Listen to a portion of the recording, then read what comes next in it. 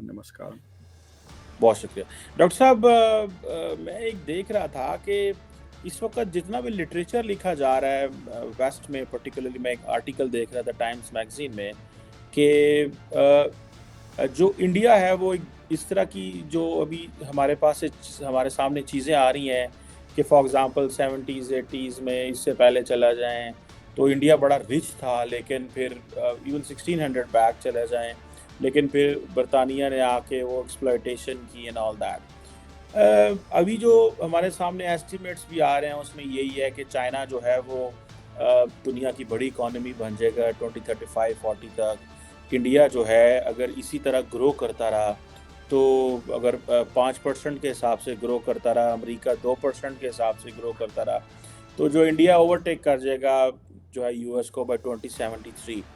Doctor साहब, एक तासुर India में ये भी आ रहा है और दुनिया में ये भी आ रहा है कि जो इंडिया के अंदर एक स्कूल ऑफ थॉट है या एक माइंडसेट है जो समझता है कि हमें वेस्ट ने हमें दबा के रखा और हमने उसका बदला लेना है या हमने वो एक रिवेंज टाइप चीज़ आ रही है। आपको लगता है कि ये जो इंडिया की इकोनॉमिक ग्रोथ और प्लस ये जो एक उनकी अंदर ये एक चीज़ है कि हमें वो जो लॉस्ट ग्लोरी थी या वो जो चीज़ें थी हमें वो रीगेन करनी है, can they go side by side? आप इसको कैसे देखते हैं? अगर आपको याद हो शशि थरूर ने भी एक बुक लिखी थी इस हवाले से और उसने बरतानिया को बड़ा जो है ना रगड़ा था। So what do you make of that? ये दोनों चीज़ें जो हैं वो साथ साथ चल रही हैं, आपका इस हवाले से क्या सर एनालिसिस है? देखिए, इंडिया के बारे में there are two different discourses चल रही हैं।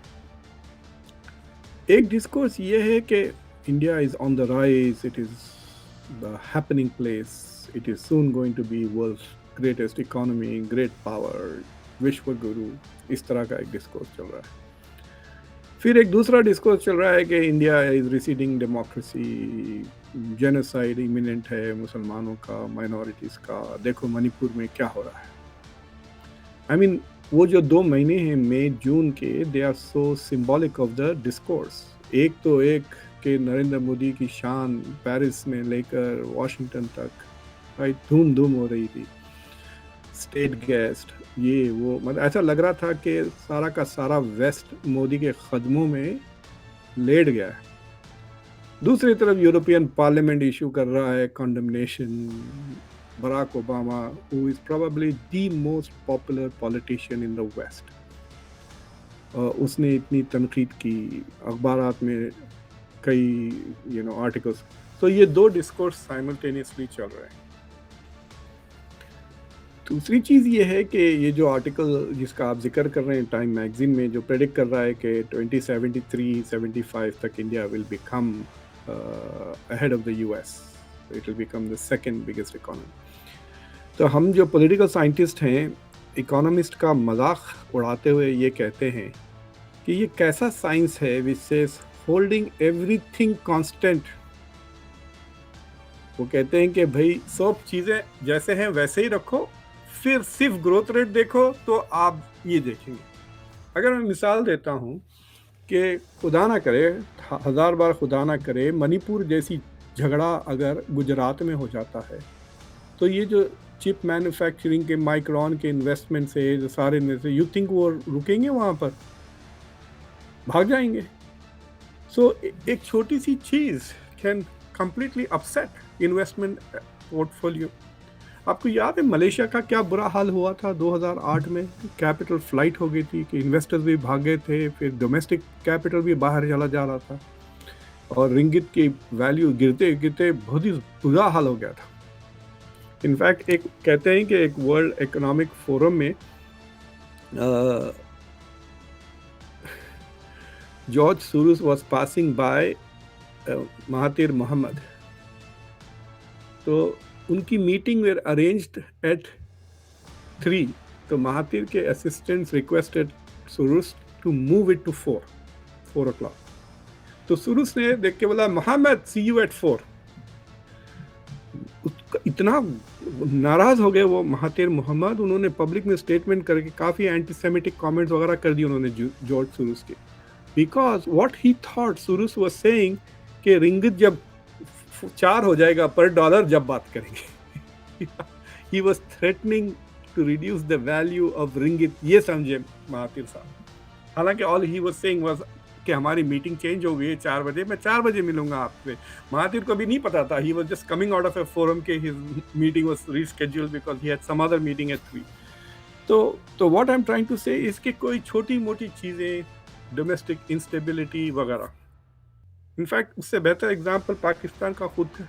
आप जब चले जाएं 1980s में, एशियन टाइगर कहते थे, अयूब खान के ज़माने में 70s में Pakistan was growing at a very rapid pace, right.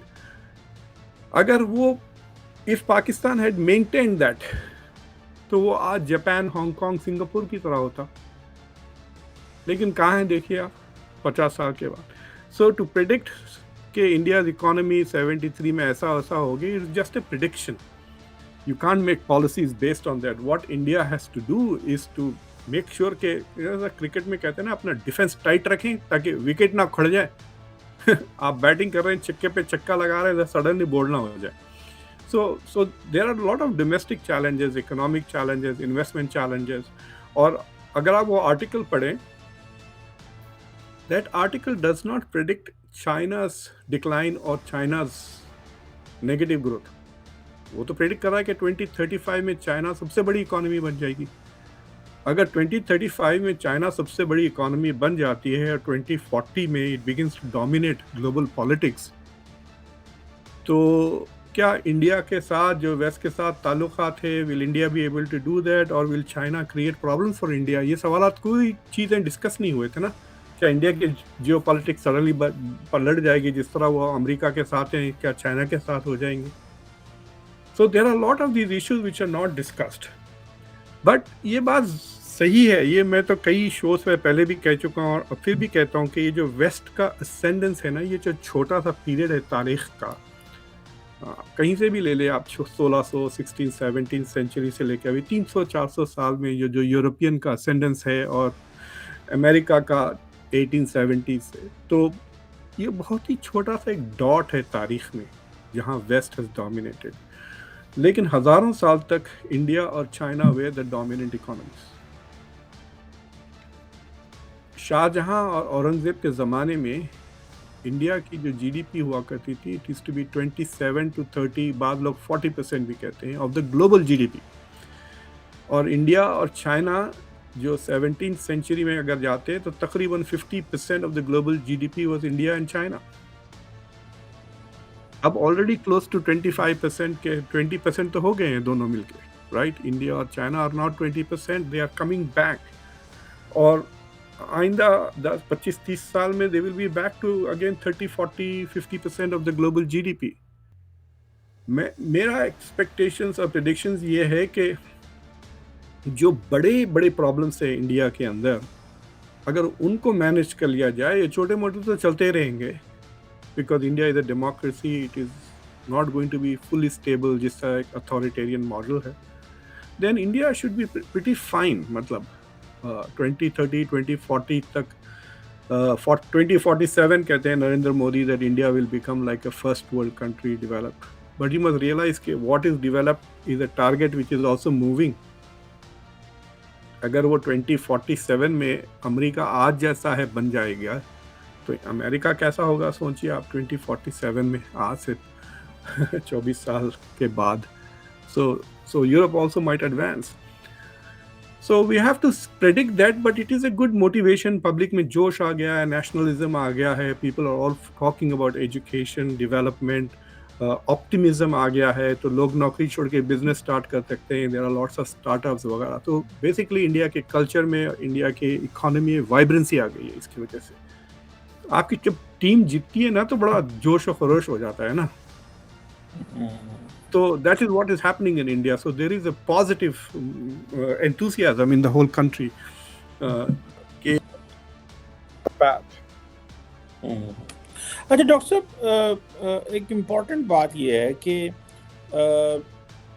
इसको मैं थोड़ा सा एनालिटिकली डिस्कस करना चाहता हूँ। एक तो ये मैं सवाल पूछना चाहता हूँ कि आपको क्या लगता है कि जो पॉपुलेशन है वो डिटर्मिन करेगी मुस्तकबिल को? जो फ्यूचर है वो पॉपुलेशन ही, फॉर एग्जांपल जो प्रेडिक्शंस हो रही हैं कि जी इंडिया की पॉपुलेशन 1.6 बिलियन हो जाएगी, 6-7 बिलियन हो जाएगी, चाइना की कम हो जाएगी।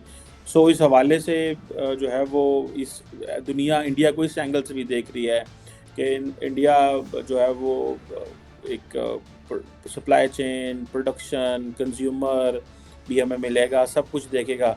सो आप क्या देख रहे हैं जो मुस्तकबिल है वो आप इसको आबादी के लेंस से देख रहे हैं?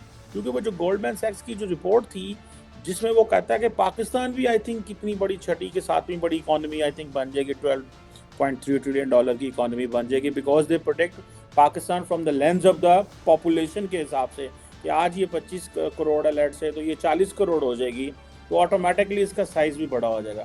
सो do you think the population is going to determine even the geopolitics, global politics, economy and everything? Partly. तो जो 2073 के predictions है उसमें लोग भूल जाते हैं कि the fourth biggest economy is going to be Indonesia.